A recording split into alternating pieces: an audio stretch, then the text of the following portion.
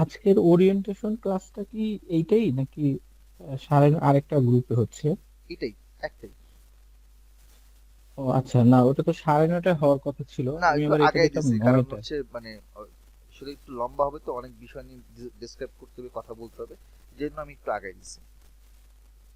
ও আচ্ছা, আমি মাত্র জয়েন হলাম আর কি। ইটস ঠিক ওকে। আছে, জি। সালাম আলাইকুম। আছি। তো এখন এই যে আমি আপনাদের কিছু এক্সাম্পল বললাম, আরো কিছু এক্সাম্পল বলি। এমন না যে এক্সাম্পল আপনাকে আমি বানায় বলতেছি, এই সকল এক্সাম্পল ভুরি ভুরি আছে, অনলাইনে আপনি সার্চ করলেও পাবেন। ধরেন আমি যদি এতক্ষণ একটু আগে কথা বলেছিলাম টেসলা কারের কথা, অটোনমাস ভেহিকেলের কথা। তো একটা গাড়ি নিজে নিজে চলতেছে, বা ধরেন আপনার এখন ওই যে ডিজিআই এর কোম্পানির যে ড্রোনগুলো দেখবেন, ম্যাভেরিক, এখন 2 বা 3 ভার্সন বেরিয়েছে। তো এই যে। এখন এই যে ডিজিআই এর যে ক্যামেরাগুলো, এগুলো মানে অটোমেটিক্যালি হচ্ছে ডিটেক্ট করতে পারে সামনে যদি কোনো অবস্টাকল থাকে, চ- ডান পাশে মুভ করে ম্যানুভার করে চলে যাচ্ছে, বা নিচে উপরে চলে যাচ্ছে। তো এই যে টেসলা কার বা ডিজিআই ড্রোন অথবা অন্যান্য অটোনমাস যে সকল ভেহিকেল গুলো আছে, সেই ভেহিকেল গুলো কিভাবে কাজ করে, এটা আমি কখনো চিন্তা করছি? যে ভেহিকেল গুলা নিজে থেকে কিভাবে সামনে ড্রাইভ করতেছে, কখনো থেমে যাচ্ছে, কখন ডানে যাচ্ছে, কখন বামে যাচ্ছে, নিজে থেকে পার্ক করতেছে। এগুলোর বিষয়টা হচ্ছে যে আমরা যখন একটা ভেহিকেলে ডিজাইন করি বা এটার ভিতরে যে সফটওয়্যারটা ডিজাইন করি, আমরা এমন ভাবে এটার ভিতরে মেশিন লার্নিং অ্যালগোরিদম বা ডিপ লার্নিং অ্যালগোরিদম, এনএলপি, এগুলো অ্যাপ্লাই করি, এবং এটার ভিতরে এত পরিমাণ ছবি, লাখ লাখ ছবি এটার মধ্যে ফিড করি। মানে ফিড মানে খাওয়ানো, ওকে, ফিড মানে হচ্ছে FEED, ফিড মানে তাকে আমরা খাওয়াচ্ছি, মুখে তুলে খাওয়াচ্ছি যে বাবা খাও। এই যে এইভাবে ছবিটা দেখা দিচ্ছি, এরকম একটা যদি বাচ্চার ছবি দেখাচ্ছি, মানুষের ছবি দেখাচ্ছি, সামনে একটা গাড়ির ছবি দেখাচ্ছি, এরকম আসলে তুমি ডানে যাও, বামে যাওয়া, গাড়ি থেমে যাওয়া। তো এইভাবে তাকে শেখানো হচ্ছে বারবার যে কখন তুমি কোন ডিসিশন নিবা। এটা একটা প্র্যাকটিক্যাল এক্সাম্পল বানানো ডেটা সায়েন্সের। আবার ধরেন অ্যামাজন, অ্যামাজন বা আলিবাবা, এই যে এরা যে মানে আপনার যে সাপ্লাই চেনের ক্ষেত্রে সারা ওয়ার্ল্ডে হচ্ছে টপ লিডিং পজিশনে আছে। এদের যে সাপ্লাই চেনের যে পুরো বিজনেসটা, বা এদের যে অনলাইনে সার্ভিস দেওয়ার যে বিজনেসটা, এই পুরো জিনিসটা কিভাবে কাজ করতেছে, এটার পেছনে আমার ডেটা সায়েন্সটা আসলে কেমনে কাজ করতেছে। তারা সারা ওয়ার্ল্ডে বিভিন্ন জায়গায় অনেক অনেক প্রোডাক্ট, প্রতিদিন লাখ লাখ প্রোডাক্ট বিভিন্ন জায়গায় পাঠাচ্ছে, বিভিন্ন কান্ট্রিতে পাঠাচ্ছে। এখন কোন প্রোডাক্ট কতক্ষণ যাচ্ছে, কতক্ষণে যাচ্ছে, বা কোন প্রোডাক্টটার আসলে সেল সেল কত হবে, কতটুকু প্রফিট হইতে পারে, বা কতটুকু বাল্কে পাঠানো হইতে পারে, অথবা সেটা ডিমান্ড কোথায় কিরকম আছে, এটার পেছনে যত ধরনের আমার বিজনেস রিলেটেড আপনার অপারেশনস আছে, সবগুলো অপারেশনস পুরোটার ক্ষেত্রে কাজ করতেছে ডেটা সায়েন্স। পুরোটাই হচ্ছে ডেটা অ্যানালাইসিস থেকে আমরা কাজগুলো দেখি। এছাড়া আপনার মেডিকেল সেক্টরে ইলেকট্রনিক হেলথ রেকর্ড, সার্জারি, ডায়াগনস্টিকের মতো খুব আপনার ক্রিটিক্যাল বিষয়গুলো এখন ডেটা সায়েন্স দিয়ে করতেছে, বিভিন্ন সিস্টেম করতেছে। একটা সিস্টেমের মধ্যে আমি যদি কোনো একটা পেশেন্ট আসলে তার ওই পেশেন্টের যে মেটা ডেটা, তার মানে হচ্ছে তার বডির যে বিভিন্ন ধরনের ডায়াগনস্টিক যে রেজাল্ট আছে, সেই রিপোর্টগুলো জাস্ট একটা সিস্টেমকে ঢুকায় দিলে, বলে দিলে, মানে দিলে সিস্টেমটা আমাকে বলে দিচ্ছে যে তার বডিতে এই ধরনের জিনিসগুলো আছে, তার রেজাল্ট হচ্ছে এই ধরনের, টেস্টের রেজাল্ট হচ্ছে এরকম। সো তার হচ্ছে এখন হসপিটালে অ্যাডমিট হওয়া উচিত, অথবা তার মাইনর চিকিৎসা দিলে সে ঠিক হয়ে যাবে, অথবা তার এই ধরনের ওষুধ বা এই ধরনের ফুডস তার খাইতে হইতে পারে, অথবা হচ্ছে তার ক্যান্সার লেভেল তার এতটুকু। তো এই যে আমার ডায়াগনস্টিক, সার্জারি বা ইলেকট্রনিক হেলথ রেকর্ড গুলো নিয়ে অ্যানালাইসিস করে মেডিকেল সেক্টরে প্রচুর পরিমাণ, আপনারা জানেন কিনা জানি না, আপনার ইউএসএ তে ডেটা সায়েন্স বা হচ্ছে এই ধরনের মেশিন লার্নিং, ডিপ লার্নিং এর উপর যে সকল এখন রিসার্চ হচ্ছে, যেহেতু আমি রিসার্চ নিয়ে কাজ করি আর কি, আমি আপনাকে এই ইনফরমেশন দিতে পারি যে আহ, যে পরিমাণ ফান্ডিং হয় ইউএসএ অথবা ইউএস এর বাইরেও অন্যান্য জায়গাতে, তো তাতে আপনার মোটামুটি মেডিকেল সেক্টর সেকেন্ড পজিশনে আছে। ফার্স্ট সেক্টরটা হচ্ছে আপনার industry level IT sector, second হচ্ছে মেডিকেল সেক্টর, বাকি অন্যান্য সেক্টরগুলো পরে আসে। মেডিকেল সেক্টরে হিউজ পরিমাণ ফান্ডিং দেয়, এবং দেখা যায় যে আপনার মেডিকেল সেক্টরে যারা মাস্টার্স বা পিএইচডি করতে যায়, তারা মোটামুটি ভালো ফান্ডিং পায়, এবং ফান্ডিং হওয়ার চান্স অনেক বেশি। আমারই পরিচিত অনেকে আছে যারা কিনা হচ্ছে আপনার মানে তার ট্র্যাক চেঞ্জ করে সে মেডিকেল সেক্টরে ডেটা সায়েন্সে পড়াশোনা করতে গেছে, এবং সে ভালো ভালো জায়গায় আছে আর কি। এখন বিষয়টা হচ্ছে যে এই যে আমি অটোনমাস কারের কথা বললাম, সাপ্লাই চেইন বললাম, মেডিকেল সেক্টরে বললাম, রোবোটিক্সের কথা যদি বলি, হ্যাঁ, সব জায়গাতেই কিন্তু আমরা এটার অনেক অ্যাপ্লিকেশন পাচ্ছি। রোবোটিক্সে আপনারা দেখবেন যে ফেসবুকে মাঝে মধ্যে কিছু ভিডিওস থাকে বোস্টন ডায়নামিক্সের, ইউনিভার্সিটি অফ বোস্টনের ওখানের মধ্যে যে ভিডিওগুলো, আজ থেকে 10 বছর আগে রোবট খালি আস্তে আস্তে হাঁটতো, চলতো, ধাক্কা দিলে পড়ে যেত। তার কয়েক বছর পর দেখা গেলো ধাক্কা দিলে পড়তেছে না, আবার সোজা যাচ্ছে। মানে কিরকম ভাবে এটাতে ওদেরকে সিস্টেম ডেভেলপ করছে যে তারা এখন ওই রোবটগুলো হাঁটতেছে, দৌড়াচ্ছে, ওই কুকুরের মতো শেপ তৈরি করছে, সেটা হচ্ছে পাহাড় ডিঙায় উপরে যাচ্ছে আবার নামতেছে। আর রিসেন্টলি গত বছর একটা ছবি ছিল যে সব 5-6টা রোবট একই ছন্দে নাচতেছে, ডান্স করতেছে, লাফায় লাফায় যাচ্ছে, জিমন্যাস্টিক্স করতেছে। তো এই যে একটা রোবট, সে এতই কাজ, এত ইফিশিয়েন্টলি কাজগুলো করতেছে, কিভাবে করতেছে? সে পড়ে যাচ্ছে না, সে ব্যালেন্স হারাচ্ছে না। এগুলোর পিছনে পুরোটাই আমার ডেটা সায়েন্স কাজ করতেছে। এছাড়া এগ্রিকালচার সেক্টর বলেন, স্পোর্টস বলেন, অথবা অন্যান্য অনেক জায়গাতে আছে, অভাব নেই। এক্সাম্পল দিতে গেলে আসলে এটা শেষ নাই। যে কোনো জায়গাতে আপনি হাত দেন না কেন, এটার ব্যাক এন্ডে এখন ডেটা সায়েন্সই চলতেছে। কারণ প্রতিটা জায়গায়, প্রতিটা সিস্টেমে যে পরিমাণ ডেটা মানুষজন মানে জেনারেট হচ্ছে প্রতিদিন, আমরা তো নিজেরাই তো ফেসবুক ইউজ করতেছি, আমরা নিজেরাই ইউটিউব ইউজ করতেছি, গুগল ইউজ করতেছি। আমরা কিন্তু প্রতিদিনই এরকম লাখ লাখ কয়েকশো ডেটা আমরা দিচ্ছি মানুষকে, মানে হচ্ছে কোম্পানিকে দিচ্ছি, বা বিভিন্ন ইনফরমেশন আমরা প্রোভাইড করতেছি। যার কাছে ডেটা আছে বা যে ডেটা নিয়ে কাজ করতেছে, সে তারই এখন হচ্ছে বলতে গেলে পোয়া বারো। আপনি একটা জিনিস খেয়াল করে দেখবেন, একটা ইন্টারেস্টিং ফ্যাক্ট বলি। এই যে আপনি মার্ক জুকারবার্গ বলেন, জেফ বেজোস বলেন, অথবা যদি টপ 10 জন ওয়ার্ল্ড রিচেস্ট 10 জনকে যদি আপনি দেখেন, তাদের প্রোফাইল ঘাটবেন, তারা যে ধরনের ইন্ডাস্ট্রিতে কাজ মানে ইন্ডাস্ট্রি ডেভেলপ করছে বা ইন্ডাস্ট্রি লিডার, সেই প্রত্যেকটা ইন্ডাস্ট্রি, অলমোস্ট সবগুলো ইন্ডাস্ট্রির মূল মানে হচ্ছে চাবিকাঠি বা মূল চালিকা শক্তি হচ্ছে ডেটা।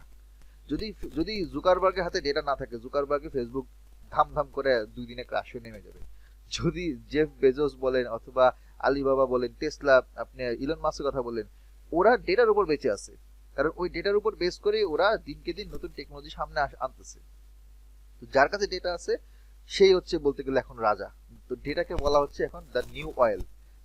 আগে যেমন হচ্ছে বলতে হচ্ছে সৌদিতে অয়েল তার একদম রিচেস্ট মানে ফ্যামিলি বা রিচেস্ট কান্ট্রি, এখন হচ্ছে ডেটা একটা নিউ অয়েল। এটা হচ্ছে, এটাকে অয়েল বলা হচ্ছে কারণ এর আগে আমরা অয়েলকে যেটা বলে বলে রাখি যেটা হচ্ছে সবচেয়ে ভ্যালুয়েবল একটা জিনিস ওয়ার্ল্ডে, এখন ডেটা হচ্ছে সবচেয়ে ভ্যালুয়েবল জিনিস।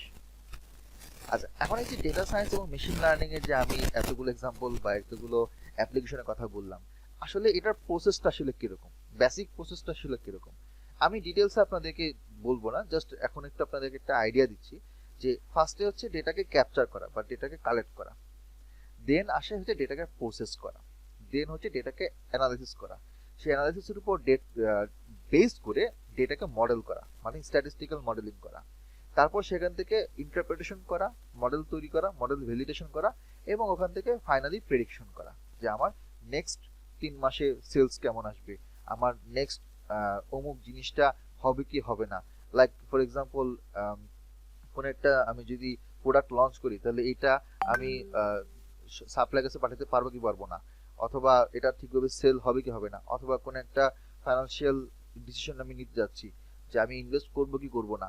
তো এই যে আমার মেজর ডিসিশন গুলো যারা নিয়ে থাকে বিভিন্ন কোম্পানির সিইও এমডি লেভেল লোকজন, তারা কিসের উপর ডিসিশন নেয়? তারা তো হাওয়ার উপর ডিসিশন নেয় না, তারা ডিসিশন নেয় এই সকল অ্যানালাইসিস, রিপোর্ট, ইন্টারপ্রিটেশন, প্রেডিকশনের উপর বেস করে যে কতটুকু চান্স আছে যে আমার এই জিনিসটা সাকসেসফুল হতে পারে, দেন এটার উপর বেস করে তারা ডিসিশনটা নিয়ে থাকে। এই জন্য আপনি দেখবেন যে যারা কিনা মোটামুটি যে রিচেস্ট যে সকল 10 জনের নাম বললাম, বা আপনি 10 জনকে যদি দেখেন, যদি একটু সার্চ করে দেখেন, ওদের প্রজেক্ট কিন্তু খুব একটা ফেল হয় না, হয় অনেক প্রজেক্টই ফেল হয়, কিন্তু ওদের সাকসেস রেট কিন্তু মোটামুটি অনেক। আপনি আপনি ধরেন আলিবাবা, জ্যাক মা অথবা জেফ বেজোসের সাকসেস স্টোরি অনেক দেখবেন, ওদের কিছু ফেলিওরও আছে লাইফে, এর আগে অনেক ফেলিওরও হয়েছে। কিন্তু আপনি যদি দেখেন যে ওরা রিসেন্টলি ডেটা নিয়ে যে পরিমাণ কাজ করতো, যে পরিমাণ প্রেডিকশন ওরা রেজাল্ট নিয়ে, আউটকাম নিয়ে ওরা যে ডিসিশনগুলো নিচ্ছে, এই ডিসিশনগুলো কিন্তু বেশিরভাগ ক্ষেত্রেই সাকসেসফুল হচ্ছে, কারণ ওদের হাতে মূল জিনিসটাই আছে, ডেটা। আচ্ছা, তো আমি আপনাদেরকে একটা আইডিয়া দিলাম, হয়তো মোটামুটি একটা আইডিয়া পেয়ে গেছেন যে আমার ডেটাটা আসলে কতটুকু দরকার বা ডেটা সায়েন্স মেশিন লার্নিং বিষয়টা আসলে কি। ধরেন আমি এখানের মধ্যে কিছু র্যান্ডম এখানের মধ্যে ভ্যালু দিলাম, যেমন ইয়েস নো ইয়েস নো, বা ধরেন আমি কিছু পার্সেন্টেজ লিখলাম 40%, 70%, 81%, কিছু 6 ডিজিটের ভ্যালু দিলাম, এখানে কিছু 4 ডিজিটের ভ্যালু দিলাম। এখন এই যে ভ্যালুগুলো, এটা কোত্থেকে আসছে, এটা কিসের ভ্যালু, উই ডোন্ট নো। এগুলোকে আমরা বলছি সিম্পলি ডেটা অথবা র ডেটা। এখন এই র ডেটা থেকে কিন্তু আমি কোনো ধরনের কোনো প্রেডিকশন, কোনো অ্যানালাইসিস করতে পারছি না। তা আমি কিভাবে পারবো? যদি এই র ডেটাকে আমরা ইনফরমেশনে কনভার্ট করি এমন ভাবে যে যে ডেটা আমরা যেখান থেকে নিচ্ছি ওটাকে যদি আমরা ইনফরমেশন এইভাবে কনভার্ট করে থাকি, লাইক ফর এক্সাম্পল ধরেন আমি ডিভিশন বললাম ঢাকা, রাজশাহী, চিটাগাং। তো ধরেন কোভিড বা কোন একটা মেডিসিন, একটা ভ্যাকসিন পাঠানো হয়েছে কি হয় নাই, ইয়েস নো ইয়েস নো। খেয়াল করে দেখেন এই ইয়েস নো গুলা আমি এখানের মধ্যে যখন সাজাচ্ছি, এফেক্টেড রেট, আমি যে পার্সেন্টেজের কথা বললাম এই পার্সেন্টেজ গুলা যদি আমি এফেক্টেড রেট এইভাবে যদি আমার ডেটাগুলো কালেক্ট করে যদি সাজাই, এবং তারপরে 6 ডিজিট গুলোকে যদি আমি এখানে পপুলেশন হিসেবে সাজাই, বা নাম্বার অফ ডক্টরস এর কথা যদি আমি এখানের মধ্যে লিখি, সাজাই, বা পেশেন্টের কথা যদি আমি লিখি, এইভাবে যদি আমার ডেটাকে সাজাই, তখন এটাকে আমরা বলছি ইনফরমেশন।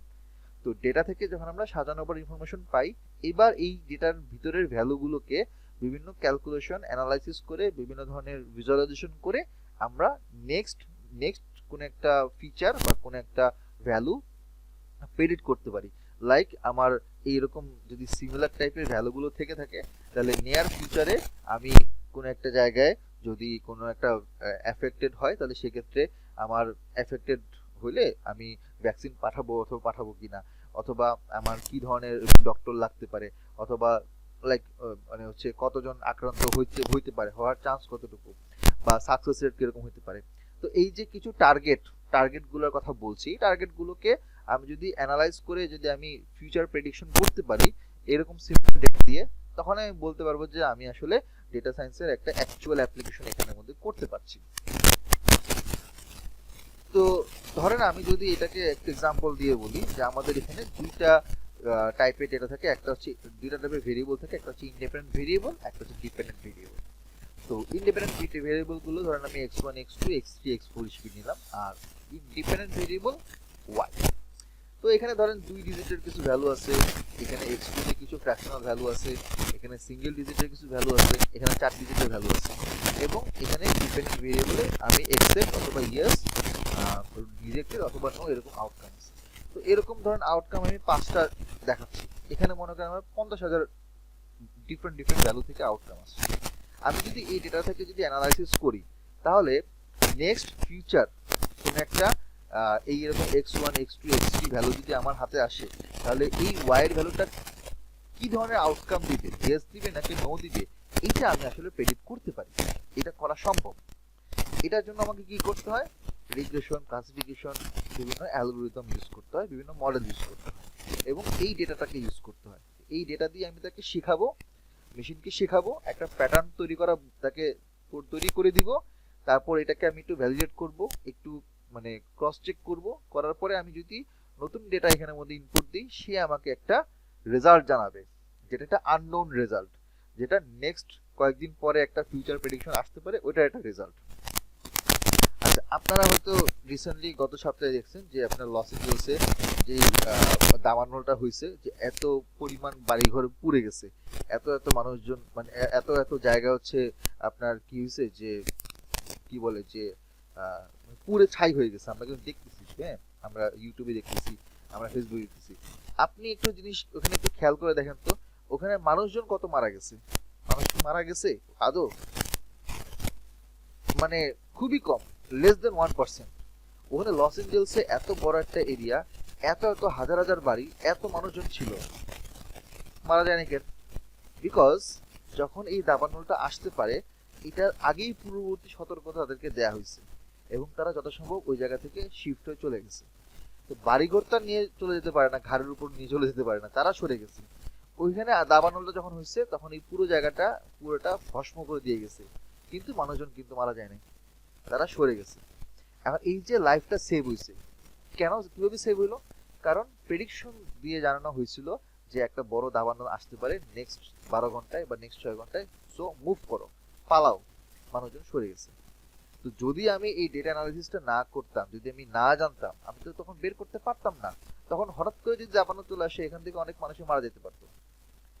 আমার তো মানুষের লাইফ সেভ হচ্ছে এর মাধ্যমে, তাই না? তো যেটা বলতেছিলাম, এই যে আমার বিভিন্ন ধরনের ফিচার গুলো আছে, এগুলোকে আমরা ফিচার বলে থাকি। ধরেন আমার কাছে প্রিভিয়াস কয়েক বছরের ডেটা আছে, বিভিন্ন হসপিটালের ডেটা, যেখানে glucose, blood pressure, insulin, BMI এরকম ভ্যালুগুলো দেওয়া আছে। আর ডায়াবেটিস ওই ব্যক্তির ছিল কি ছিল না বা আছে কি নাই সেটা দেওয়া আছে।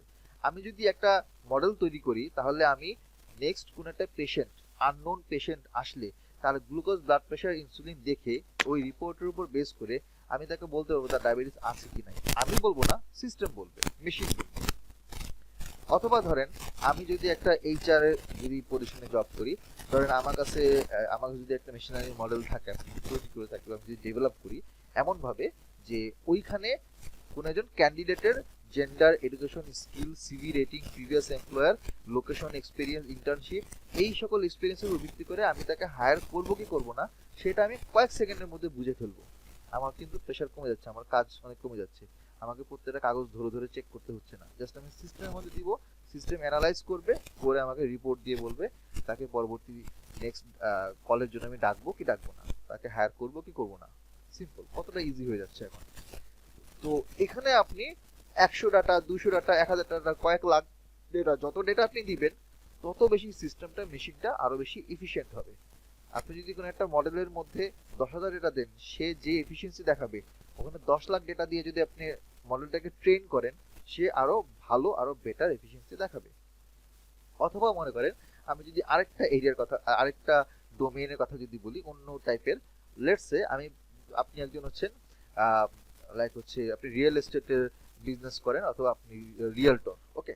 এখন আপনার কাছে ডেটা আছে, প্রিভিয়াস ডেটা, যেখানে বিভিন্ন এলাকার ওখানকার ল্যান্ড সাইজ, বিল্ডিং, স্টোরস, কততলা বিল্ডিং, কয়টা room, kitchen area, bathroom, number of bathroom, parking area, এই ডেটাগুলো আছে এবং ওইটার প্রাইস আছে। আপনি ওই প্রাইসটাকে যদি অ্যানালাইজ করতে পারেন, ওইখান থেকে যদি আপনি একটা মেশিন লার্নিং মডেল তৈরি করতে পারেন, তাহলে আপনি ওইটার সিমিলার টাইপের নতুন কোনো জায়গার প্রাইস প্রেডিকশন করতে পারবেন। সো আমি কিন্তু মেডিকেল সেক্টরের এক্সাম্পল দিলাম, আমি এইচআর এর ক্ষেত্রে এক্সাম্পল দিলাম, আমি একটা হচ্ছে ধরেন অন্য রিয়েল এস্টেটের এক্সাম্পল দিলাম, বা সিভিল ইঞ্জিনিয়ারিং বা সিভিল অন্যান্য পারপাসে আসলে বলা যায়। তো যে কোনো সেক্টরই হোক না কেন, আমরা কিন্তু এখানের মধ্যে অ্যাপ্লাই করতে পারছি। এটাই হচ্ছে ডেটা সায়েন্সের একটা বলতে গেলে এটা একটা ম্যাজিক, এটা একটা মাধুর্য, এমন একটা ব্যাপার যে এটা আমরা চাইলে যে কোনো জায়গায় অ্যাপ্লাই করতে পারি। All we need is data. Data থাকলে করা সম্ভব। তা আমরা এরকম গ্রাফিক্যাল এক্সাম্পলও দেখতে পারি বিভিন্ন ধরনের এক্সাম্পলের মাধ্যমে। এই এক্সাম্পলটা হচ্ছে এরকম যে এক্স অ্যাক্সিস বরাবর জিডিপি পার ক্যাপিটাল ভ্যালু দেওয়া আছে, আর ওয়াই অ্যাক্সিস বরাবর লাইফ এক্সপেক্টেন্সি দেওয়া আছে। তো এখন এখানের মধ্যে কয়েকটা কালারে ভাগ করা আছে, দেখতে পাচ্ছেন। এশিয়া, অস্ট্রেলিয়া হচ্ছে লাল রঙের কালার, ব্লু কালার হচ্ছে Africa, green north America, yellow হচ্ছে ইউরোপ। এখন আপনি দেখেন যে আফ্রিকাটা হচ্ছে এই ব্লু কালারটা এই রিজিয়নে। এই রিজনটা মানে হচ্ছে যে এখানে আপনার জিডিপি 1.5 থেকে শুরু করে 5K। যত আমি জিডিপি বাড়াবো তত আমি দেখবো যে লাইফ এক্সপেক্টেন্সি 60-70 থেকে উপরের দিকে বাড়তেছে। কাদের জন্য বাড়তেছে? এই সকল জায়গার জন্য বাড়তেছে। এই জায়গাটা কাদের? এই জায়গাটা হচ্ছে এশিয়া অস্ট্রেলিয়ার এরিয়া। আবার দেখবেন এখানে কিছু ইয়েলো এরিয়াও আছে, একদম উপরে আছে হচ্ছে এখানে সিঙ্গাপুর, ইউনাইটেড আরব আমিরাতস এবং হচ্ছে নর্থ আমেরিকা। তো তাদের জিডিপিও বাড়তি বেশি হচ্ছে, এখান থেকে লাইফ এক্সপেক্টেন্সি বেশি হচ্ছে। এইটা কিন্তু আমার কাছে যখন র ডেটা ছিল তখন কিন্তু আমি এই জিনিসটা, এই প্যাটার্নটা ধরতে পারতাম না। আমি কিন্তু এখানে একটা প্যাটার্ন ধরতে পারছি। আমি এই প্যাটার্নটা থেকে একটা ইনসাইট বের করতে পারছি, যে ইনসাইটটার উপর বেস করে আমি একটা ম্যাথমেটিক্যাল মডেল, একটা স্ট্যাটিস্টিক্যাল মডেল তৈরি করা সম্ভব। এবং আমি চাইলে এখান থেকে একটা মেশিন লার্নিং মডেল তৈরি করে এই ডেটার উপর বেস করে আমি একটা নেক্সট ফিউচার প্রেডিকশন করতে পারি, যে কোনো একটা পার্টিকুলার জায়গার যদি জিডিপি পার ক্যাপিটা যদি এরকম হয়, ধরুন এই জায়গাতে হয়, তাহলে এইটার কাছাকাছি লাইফ এক্সপেক্টেন্সি এখানে কত হইতে পারে। তার মানে এই জায়গাটা হচ্ছে আমার হোয়াট লাইফ এক্সপেক্টেন্সি আমি বের করতে যাচ্ছি। আমার কাছে জিডিপি যদি আমি ইনপুট দিই, তাহলে আমার লাইফ এক্সপেক্টেন্সি আমাকে বলবে। কিভাবে বলবে? কারণ এই ডেটাটা আমাকে হেল্প করতেছে এই মডেলটা থেকে আউটকাম বের করার ক্ষেত্রে। আবার কোভিড-19 যখন হয়েছিল তখন এখানে আপনার একটা টাইম সিরিজ ডেটা দেওয়া আছে মার্চ থেকে শুরু করে নভেম্বর পর্যন্ত, এবং এখানে উইকলি রেট পার 1 লাখ পপুলেশন, 100,000 পপুলেশনের মধ্যে প্রতি সপ্তাহে উইকলি রেট এখানে দেওয়া আছে ওয়াই অ্যাক্সিস বরাবর।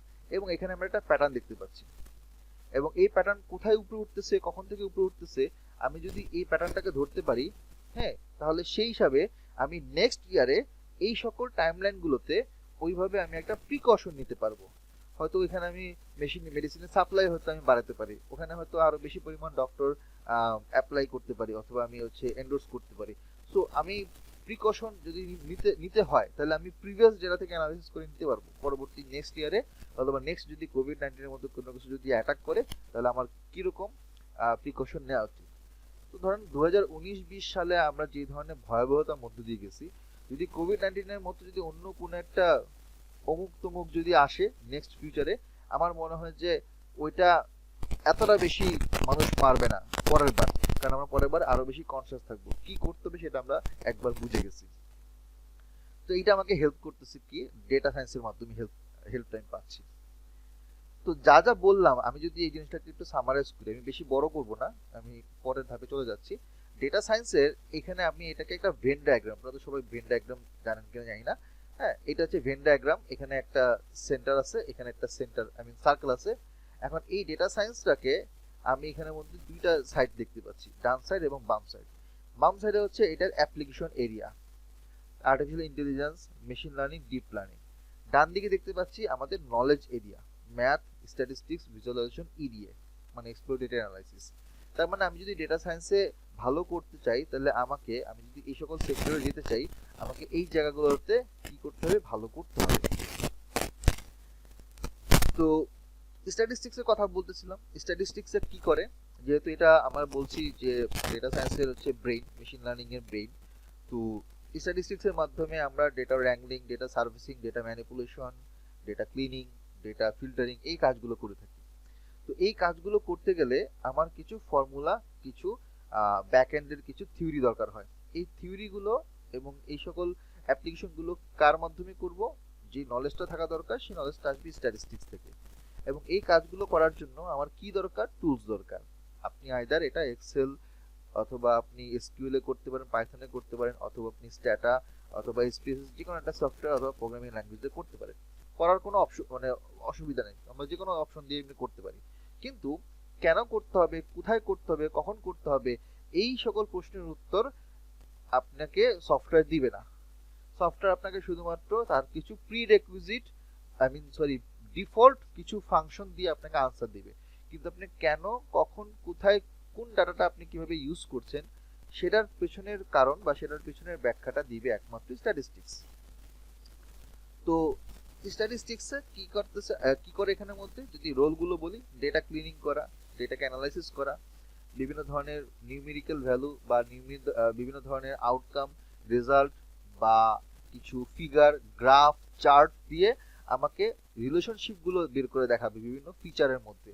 একটা টাইপের ডেটা থেকে আরেকটা টাইপের ডেটার মধ্যে রিলেশনশিপগুলো কিরকম, তাদের আন্ডারস্ট্যান্ডিং গুলো কিরকম, তারা আসলে পজিটিভ ওয়েতে চেঞ্জ হচ্ছে কিনা, নেগেটিভ ওয়েতে চেঞ্জ হচ্ছে কিনা, চেঞ্জটার রেট কিরকম, এই ধরনের কিছু ম্যাথমেটিক্যাল ডেটা, কিছু অ্যানালাইসিস গুলো কে করে দিবে, স্ট্যাটিস্টিক্স আমাকে করে দিচ্ছে।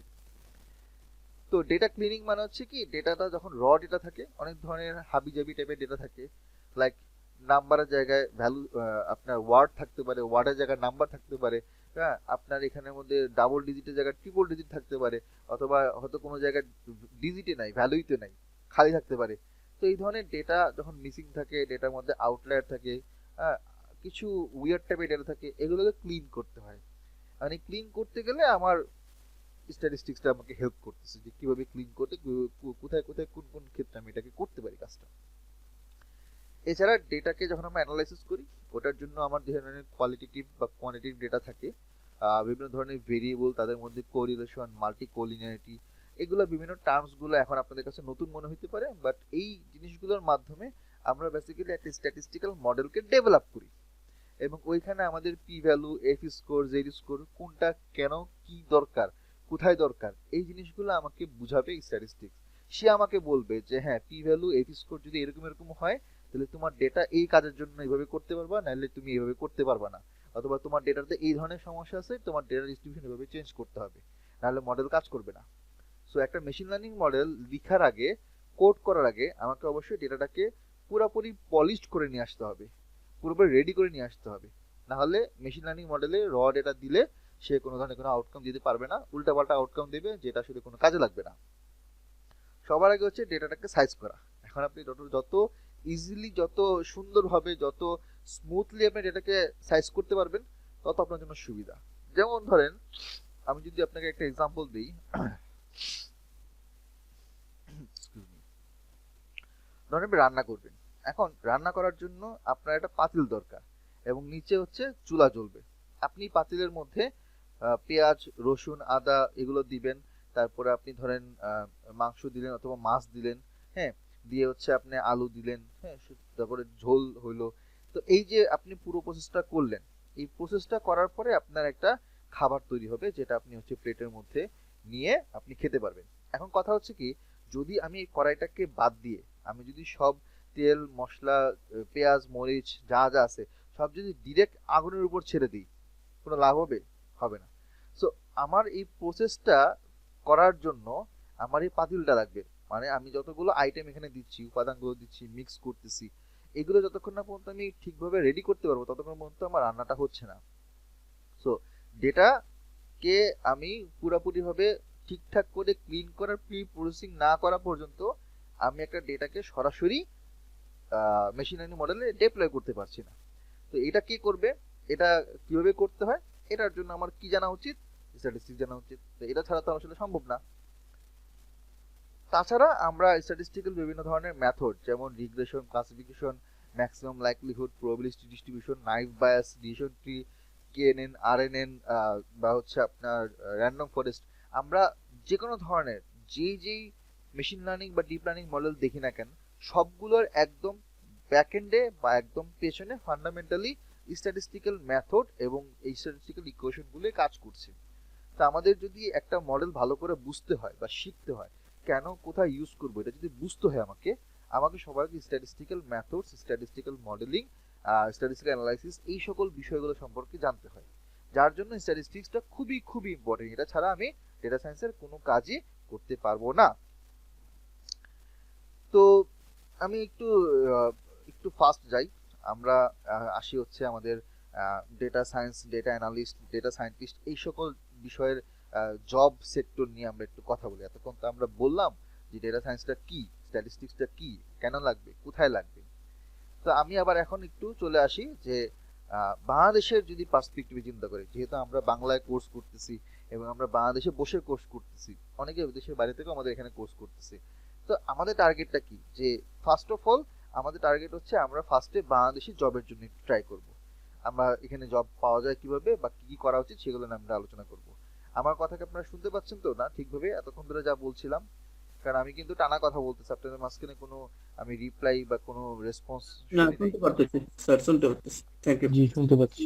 ক্লিয়ার, আমি থ্যাংক ইউ। এতক্ষণ ধরে যে কথাগুলো Yes, বললাম, sir. আমি পরের সেকশনগুলোতে যাওয়ার আগে সামনে আরো কিছু ইনফরমেশন, ইম্পর্টেন্ট কিছু ইনফরমেশন আপনাদেরকে আমি দিব। আহ, তো নেক্সট সেশনগুলো, নেক্সট স্লাইডে যাওয়ার আগে একটু জিজ্ঞেস করে নিই যে এতক্ষণ কথাগুলো বললাম যে এটার অ্যাপ্লিকেশন এরিয়া বা ডেটা সায়েন্সটা কি, এগুলো দিয়ে কিছু এক্সাম্পল, প্র্যাকটিক্যাল কিছু এক্সাম্পলের কথা বললাম। তাতে আপনাদের কোনো জায়গাতে কোনো বুঝতে প্রবলেম হচ্ছে বা যদি কোনো কোশ্চেন থাকে করতে পারেন। আমি যতটা শুনেছি মোটামুটি ক্লিয়ার বুঝেছি। সমস্যা হচ্ছে না, কারণ এখন তো শুনছি শুধুমাত্র, আর রিপ্লাই দিব সামনে আর কি, একটু বুঝে নিই। আচ্ছা, শিওর। তবে স্যার, একটা কোশ্চেন আছে। জি। ডিপ লার্নিং মডেল কোনগুলো স্যার? ডিপ লার্নিংটা হচ্ছে মেশিন লার্নিং এর বড় ভাই। মেশিন লার্নিং যদি ছোট ভাই হয়, ডিপ লার্নিং হচ্ছে বড় ভাই। ডিপ লার্নিংটা একটু অ্যাডভান্সড। যেমন আপনার artificial neural network, recurring recurring network, reinforcement learning, বা যে এনএলপি, হ্যাঁ, তারপর হচ্ছে এলএলএম, আমরা যেগুলো দেখতেছি এখন, বা এই যে এখন যে বিভিন্ন এলএলএম মডেল নিয়ে বিভিন্ন জায়গায় কথা হচ্ছে, বিভিন্ন কাজ হচ্ছে, এগুলো হচ্ছে আপনার একটু অ্যাডভান্স লেভেলের ডিপ লার্নিং বা তার থেকে অ্যাডভান্স জিনিসগুলো। আর আমরা বেসিক লেভেলে যে জায়গাতে আছি, সেই জায়গাতে আমরা মেশিন লার্নিংটা হচ্ছে আপনার supervise, semi supervise machine learning, যেগুলো আমরা যে রিগ্রেশন, ক্লাসিফিকেশনের কথা বলে থাকি, ওগুলা। তো ওগুলা শেখার পরে তারপর ডিপ লার্নিং এ হাত দিতে হবে। ডাইরেক্ট ডিপ লার্নিং এ হাত দিলে আসলে খুব একটা বোঝা সম্ভব না।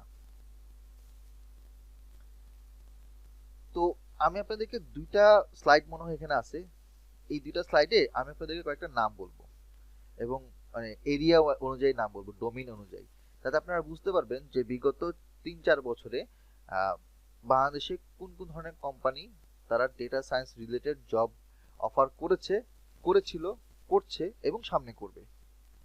তো যদি লজিস্টিক এবং ট্রান্সপোর্টেশনের দিকে তাকাই তাহলে পাঠাও, সহজ, সুন্দরবন কুরিয়ার, পিকআপ বাংলাদেশ, তারপর মেঘনা গ্রুপ, এরা এই লজিস্টিক ট্রান্সপোর্টেশন সেক্টরে প্রায় কয়েকদিন পরপরই ডেটা অ্যানালিস্ট, ডেটা সায়েন্টিস্ট লোক নেয়।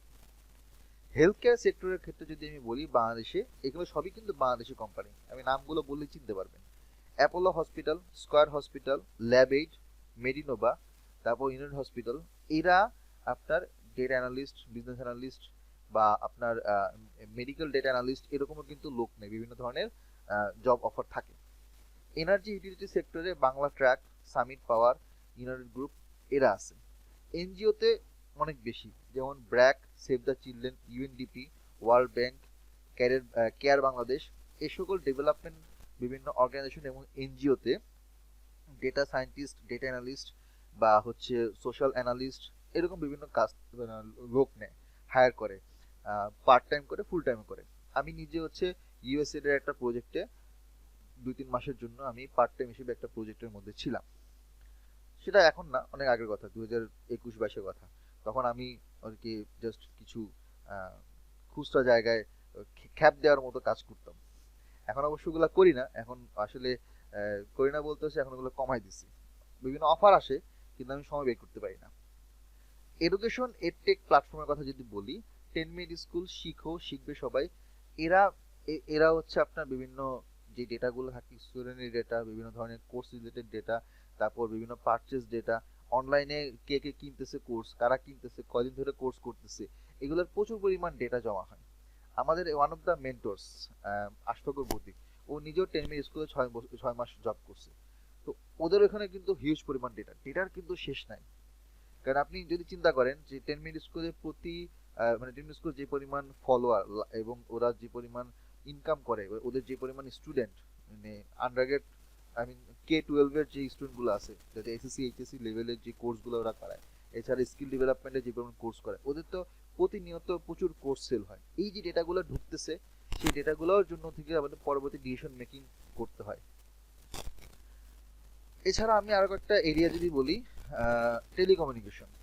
টেলিকমিউনিকেশনের মধ্যে গ্রামীণ ফোন, মানে GP, Robi Banglalink, Amber IT, link 3 এরা লোক নিয়েছে, এখনো লোক নিচ্ছে। হ্যাঁ, বাংলালিংকে আমার নিজের এক মানে মামা ওখানের মধ্যে সিনিয়র অ্যানালিস্ট হিসেবে জব করতেছে। এছাড়া রবিতে, জিপিতে আমার পরিচিত ফ্রেন্ড সার্কেল অনেকেই আছে। তাছাড়া আপনার যদি বলি ব্যাংকিং ফাইন্যান্সিয়াল সেক্টরে, BRAC bank, city bank, eastern bank, মানে ইবিএল, স্ট্যান্ডার্ড চার্টার্ড, এসব জায়গাতে ওরা ফাইন্যান্সিয়াল অ্যানালিস্ট, ডেটা অ্যানালিস্ট লোক নিছে, এরা নিছে, এখনো নিচ্ছে।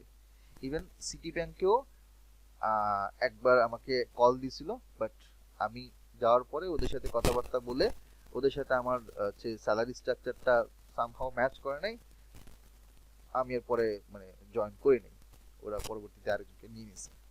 তো সিটি ব্যাংকে আমি এই তো অক্টোবর মাসে হচ্ছে একটা ভাইবা দিতাম সিনিয়র ডেটা সায়েন্টিস্ট পজিশনে। তো সবই ঠিক ছিল, ওরাও মোটামুটি আমার ইন্টারভিউ নিছিল, ওরাও মোটামুটি স্যাটিসফাইড, কিন্তু কয়েকটা জায়গাতে হচ্ছে একটু ইস্যুস থাকার কারণে পরে আর এটা কন্টিনিউ করা হয়নি।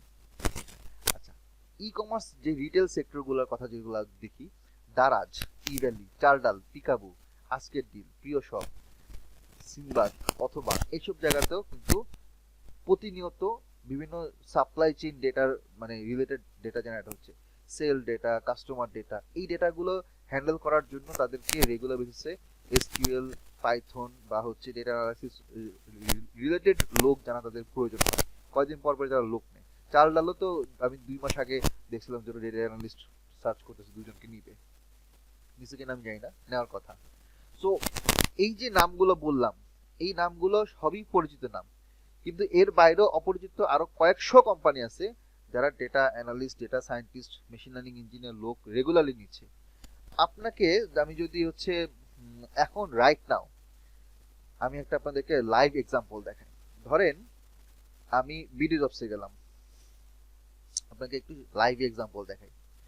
বিডি জবসে দেখি এখন কয়টা জব এই মুহূর্তে আছে, আমি একটু সার্চ করি। লেটস সে আমি বললাম ডেটা সায়েন্টিস্ট, দেখি আমি পাই কিনা। এখন আপনাদের সাথে আমি কথা বলতে গিয়ে ডাইরেক্টলি ঢুকলাম, আদৌ আছে কিনা আমি একটু দেখি।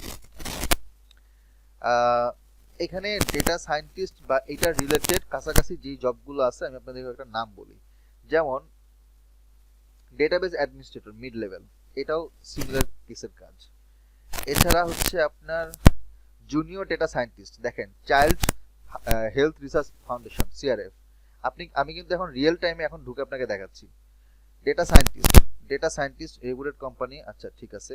ডেটা সায়েন্টিস্ট অরবান, আচ্ছা 4টা পাইছি এখানের মধ্যে। আর কিছু আছে এখানে? 4টা আপাতত এখানের মধ্যে দেখতে পাচ্ছি।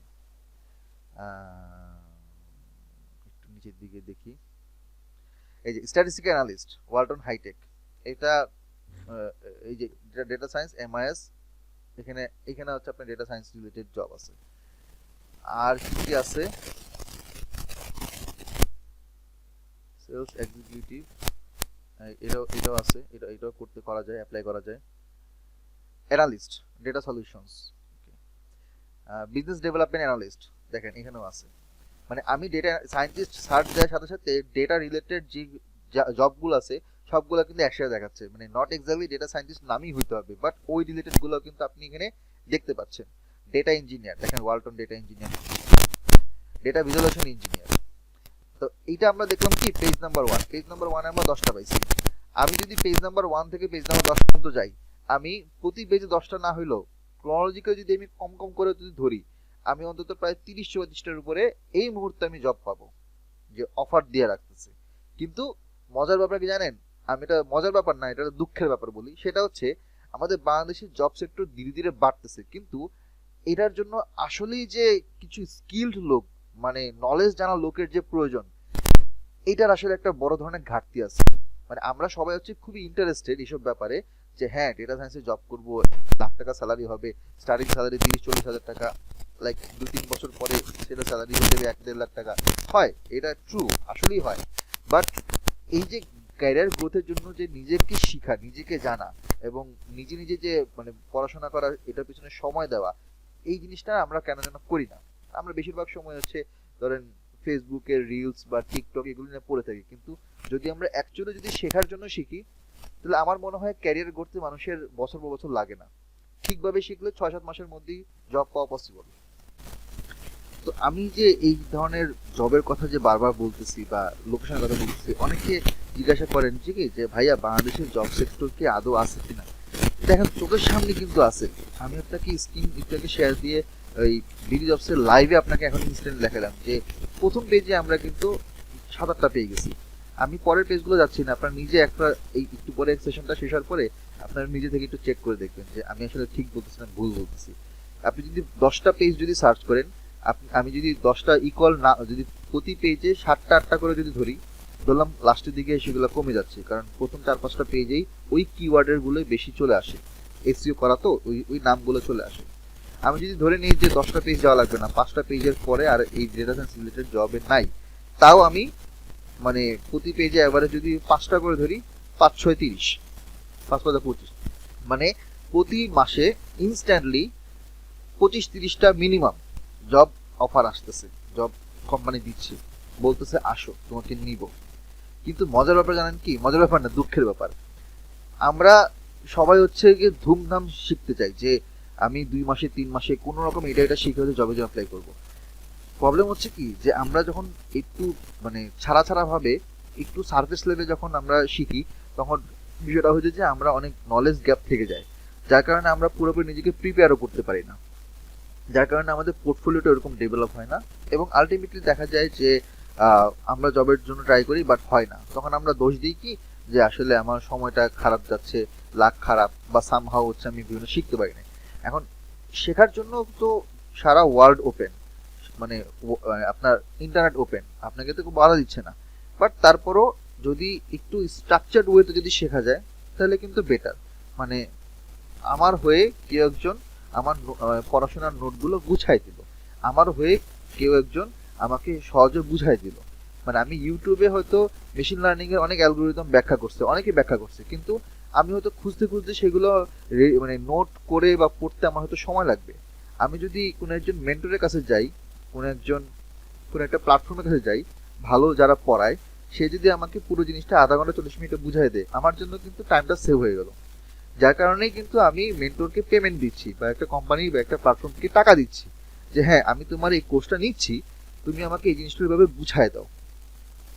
দ্যাটস ওয়াই মানুষ একটা মেন্টরের কাছে যায়, দ্যাটস ওয়াই মানুষ একটা প্ল্যাটফর্মের কাছে যায়, যাতে কিনা যে জিনিসটা আমার শিখতে 1 সপ্তাহ লাগতো, সেটা হয়তো আমি 1 ঘন্টার একটা ক্লাসের মধ্যে সহজে বুঝে ফেলতে পারি। এবং এই জন্যই মানুষ একজন ভালো মেন্টর এক্সপেক্ট করে, যে একজন ভালো মেন্টর পুরো জিনিসটাকে সাজায়া সুন্দর করে বিভিন্ন এক্সাম্পল দিয়ে, রিয়েল লাইফ এক্সাম্পল দিয়ে আপনাকে সহজে বুঝাইতে পারে। মেন্টর তো যে কেউ হইতে পারে, যে কেউ শেখাইতে পারে, তাই না?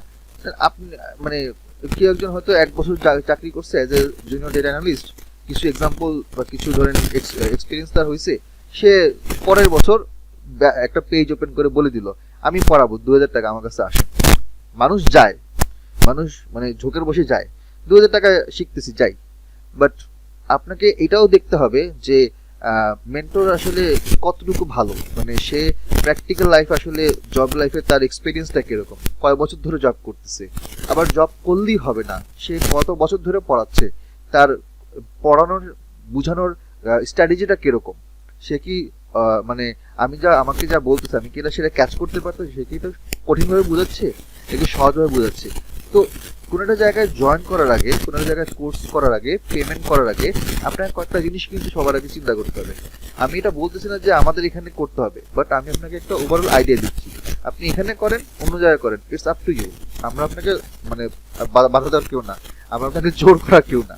আমি জাস্ট আপনাকে এতটুকু বুঝাইতে পারি যে হ্যাঁ আমাদের এই কোর্স আমরা 4 বছরের উপর ধরে পড়াচ্ছি, আমরা এই কোর্স মডিউল এইভাবে শেখাচ্ছি, আমাদের মেন্টর এতদিন ধরে এক্সপার্ট, এত বছর ধরে সে কাজ করছে, আমাদের সাথে কোর্স নিচ্ছে, এই হচ্ছে তার স্যাম্পল ভিডিও। আমি কিন্তু ইউটিউবের অনেক ভিডিও আপনাদেরকে দিয়েছি কমিউনিটি গ্রুপে, আমি জানি না আপনারা কয়জন ভিডিওগুলো দেখছেন। ইভেন আমি রিসেন্টলি যে 3-4টা ক্লাস নিয়েছি, আমার ক্লাসও হয়তো আপনারা দেখছেন, আমি জানি না কেমন আপনারা বুঝছেন, খারাপ ভালো, খারাপই হয়তো পড়ানোর কথা। তো বাকি মেন্টরদের কিছু ভিডিও কিন্তু আমি আপনাদেরকে লিঙ্ক দিয়েছি, সেগুলো আপনারা দেখতে পারেন, তাহলে আপনার একটা আইডিয়া হবে যে আসলে আমরা দীর্ঘদিন ধরে পড়াচ্ছি এবং আমাদের যে একটা সুনাম আছে, বা আমরা একটা সাস্টেইনেবল ভাবে প্রতি মাসেই ব্যাচ পড়াচ্ছি। যদি আমরা খারাপ পড়াতাম তাহলে কিন্তু মানুষ আসতো না। তো যেহেতু প্রতি মাসেই ব্যাচ করাচ্ছি এবং প্রতি মাসে